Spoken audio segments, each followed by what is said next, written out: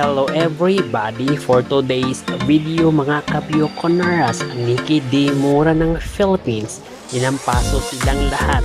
Sa day 3, suot ang Vietnamese costume para sa Miss Grand International 2023. Narito ang ilang photos at video ating panoorin.